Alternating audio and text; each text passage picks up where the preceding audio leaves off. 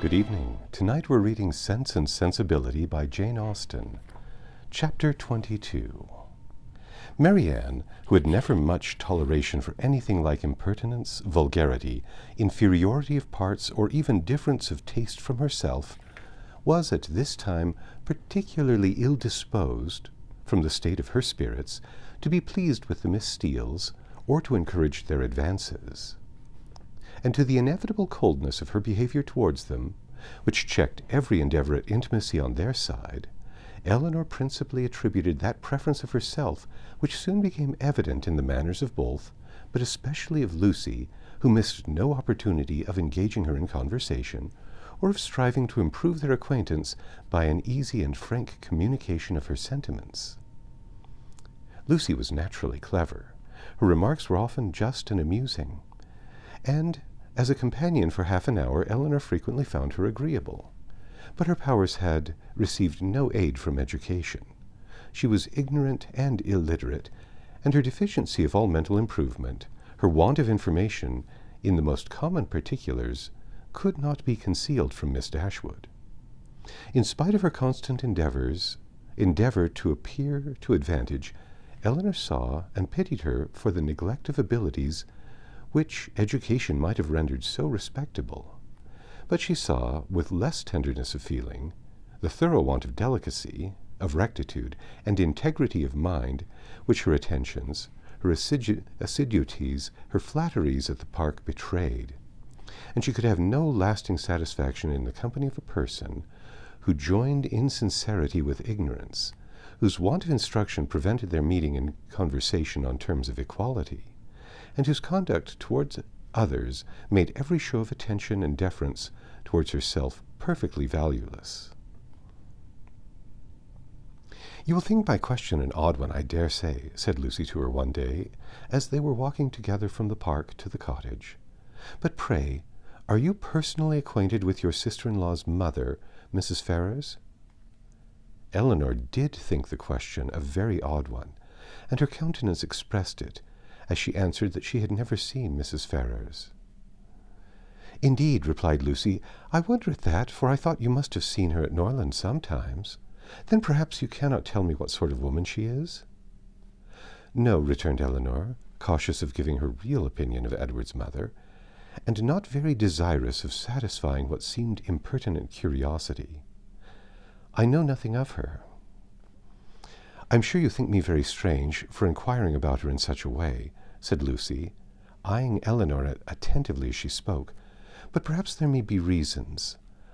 I wish I might venture. But however, I hope you will do me the justice of believing that I do not mean to be impertinent." Elinor made her a civil reply, and they walked on a few minutes in silence. It was broken by Lucy, who renewed the subject again by saying, with some hesitation, "I cannot bear to have you think me impertinently curious. I am sure I would rather do anything in the world than to be thought so by a person whose good opinion is so well worth having as yours. And I am sure I should not have the smallest fear of trusting you. Indeed, I should be very glad of your advice how to manage in such an uncomfortable situation as I am, but however, there is no occasion to trouble you. I am sorry you do not happen to know Mrs. Ferrars."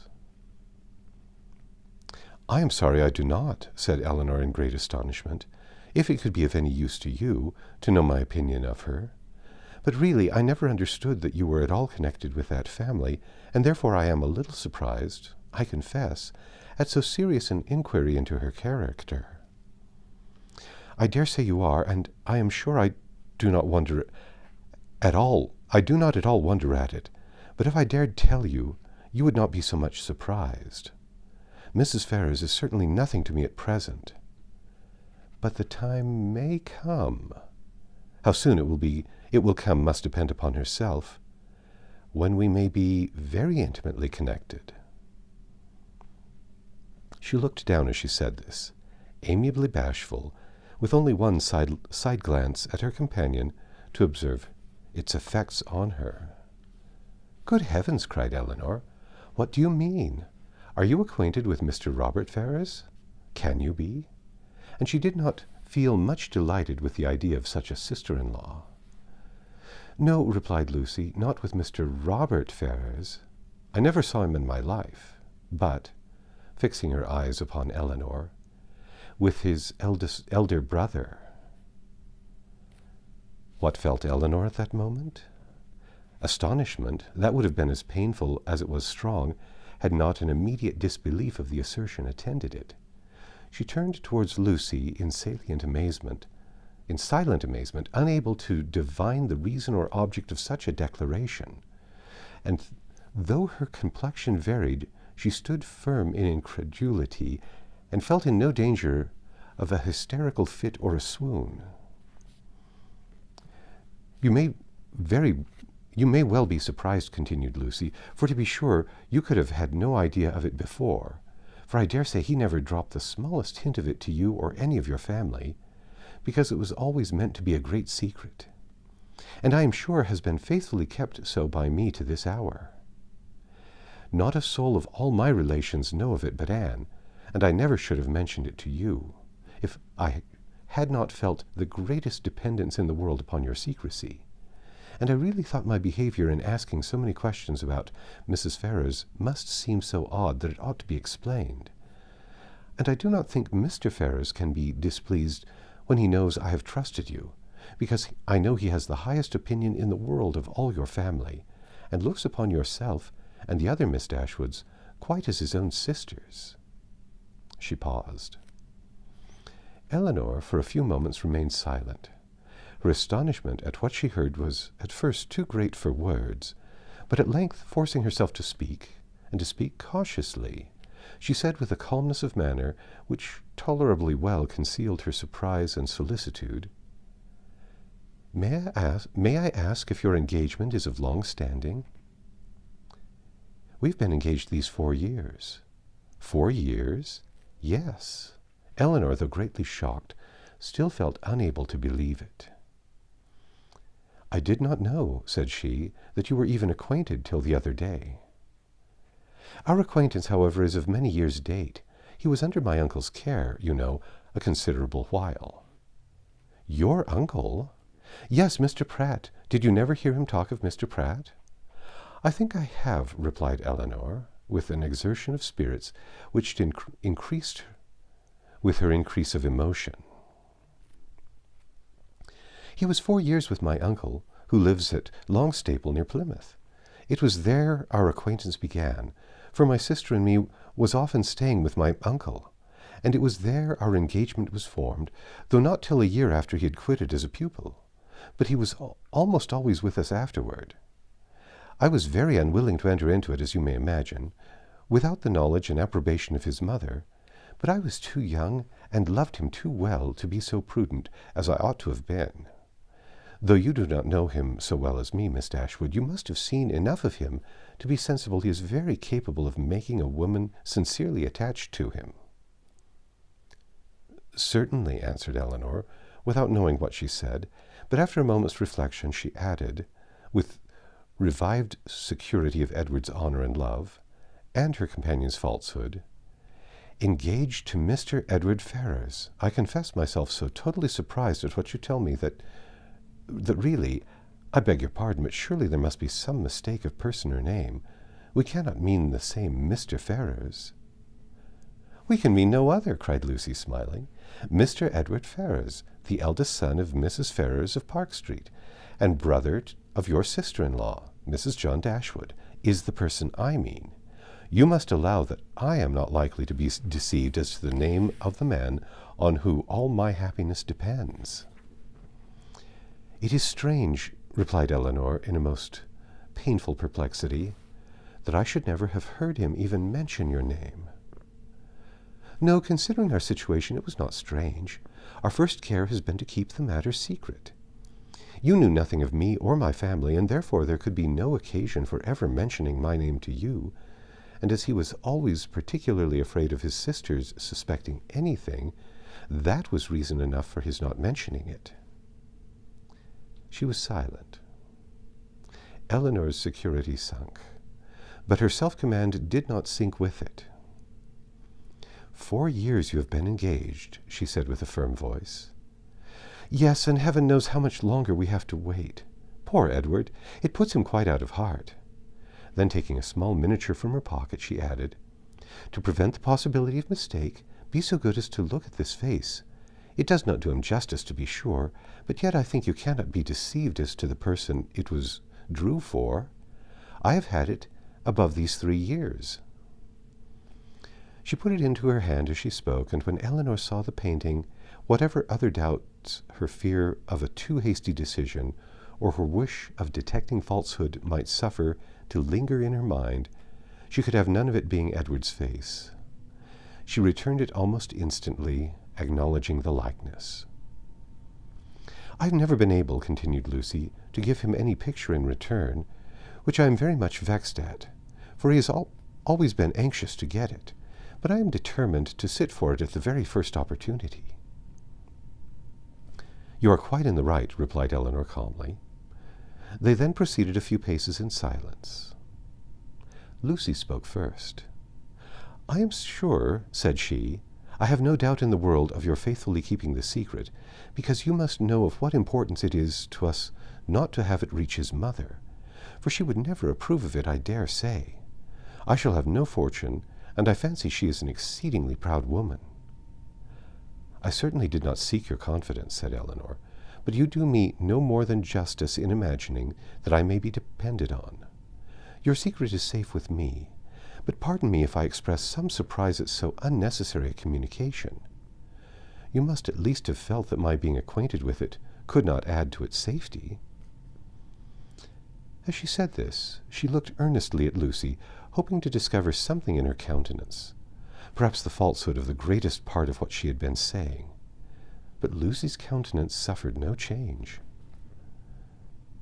"I was afraid you would think I was taking a great liberty with you," said she, "in telling you all this. I have not known you long, to be sure, personally at least, but I have known you all and your family by description a great while, and as soon as I saw you, I felt almost as if you was an old acquaintance. Besides, in the present case, I really thought some explanation was due to you after my making such particular inquiries about Edward's mother. And I am so unfortunate that I have not a creature whose advice I can ask. Anne is the only person that knows it, and she has no judgment at all. Indeed, she does me a great deal more harm than good, for I am in constant fear of her betraying me. She does not know how to hold her tongue, as you must perceive, and I am sure I was in the greatest fright in the world the other day when Edward's name was mentioned by Sir John, lest she should out with it all. You can't think how much I go through in my mind from it altogether. I only wonder that I am alive after what I have suffered for Edward's sake these last 4 years.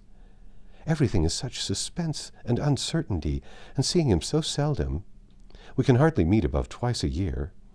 I'm sure I wonder my heart is not quite broken." Here she took out her handkerchief, but Elinor did not feel very compassionate. "Sometimes," continued Lucy, after wiping her eyes, "I think whether it would not be better for both of us to break off the matter entirely." As she said this, she looked directly at her companion.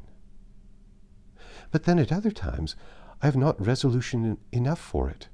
I cannot bear the thoughts of making him so miserable, as I know the very mention of such a thing would do, and on my own account too. So dear as he is to me, I don't think I could be equal to it. What would you advise me to do in such a case, Miss Dashwood? What would you do yourself?" "Pardon me," replied Elinor, startled by the question, "but I can give you no advice under such circumstances. Your own judgment must direct you." "To be sure," continued Lucy, after a few minutes' silence on both sides, "his mother must provide for him some time or other, but poor Edward is so cast down about it. Did not you think him dreadfully low-spirited when he was at Barton? He was so miserable when he left us at Longstaple to go to you, that I was afraid you would think him quite ill. Did he come from your uncle's then when he visited us?" "Oh, yes, he had been staying a fortnight with us. Did you think he came directly from town?" "No," replied Elinor, most feelingly sensible of every fresh circumstance in favor of Lucy's veracity. I remember he told us that he had been staying a fortnight with some friends near Plymouth.